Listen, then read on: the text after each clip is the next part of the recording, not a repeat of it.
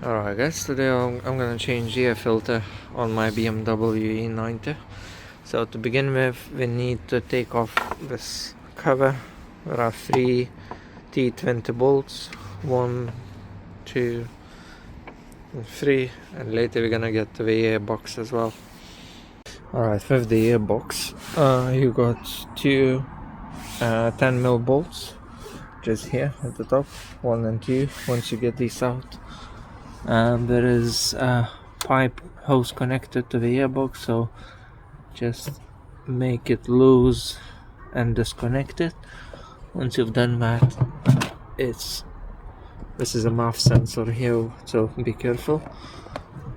Flip it over and you have a few more T20 screws, 1, 2 at the bottom to open it up, 3,